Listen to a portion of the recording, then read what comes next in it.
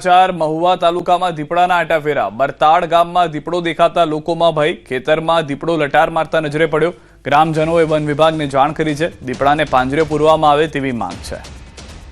સુરતીય સમાચાર બરતાડ ગામમાં દીપડો દેખાયા હોવાના દ્રશ્યો આપ જોઈ રહ્યા છો ખેતરમાં વહેલી સવારે દીપડાની લટાર છે વધુ માહિતી ન્યૂઝ 18 સંવાદદાતા કેતન પાસેથી મેળવીશું કેતન ફરી એક વખત ચિંતાના વાદળો ખેડૂતો માટે જે લોકો ત્યાંથી પસાર થઈ રહ્યા છે તેમના માટે દીપડો સવારમાં જોવા મળ્યો છે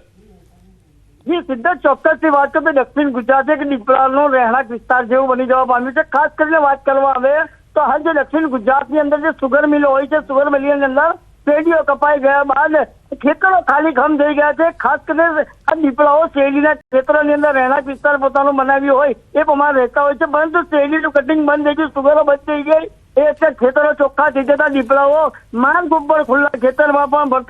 ફરતા જોવા મળ્યા છે તો વાત કરીએ મહુવા તાલુકાના બારતાર ગામની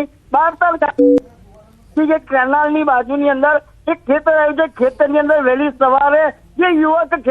પોતાના ખેતરમાં પાણી પાવા માટે ગયો હતો પાકને એ સમય દરમિયાન દીપડો અચાનક દેખાતા યુવકે વિડીયો બનાવી વન વિભાગના અધિકારીને મોકલ્યો વન વિભાગના અધિકારીને જાણ કર્યા બાદ વન વિભાગ દ્વારા દીપડાને પાંજરે પૂરવા માટે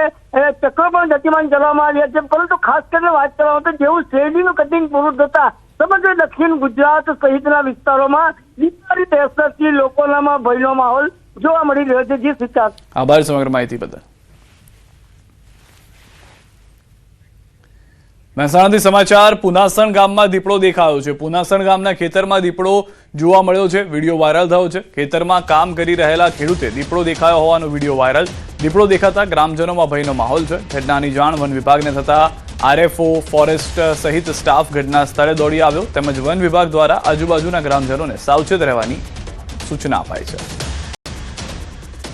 દ્રશ્યોમાં પણ આપ જોઈ રહ્યા છો કે હવે મહેસાણામાં પણ દીપડાનો જે ડર છે તે ખેડૂતોની અંદર ગ્રામજનોની અંદર વધતો જતો જોવા મળી રહ્યો છે ખેતરમાં દીપડાનો આ વિડીયો જે છે તે હાલમાં સમગ્ર પંથકમાં વાયરલ થઈ રહ્યો છે દીપડો દેખાતા ગ્રામજનોએ પણ વન વિભાગને અપીલ કરી છે કે જલ્દીથી જલ્દી આ દીપડાને પકડવામાં આવે પુનાસણ ગામમાં આ દીપડો દેખાયો હોવાની જાણકારી છે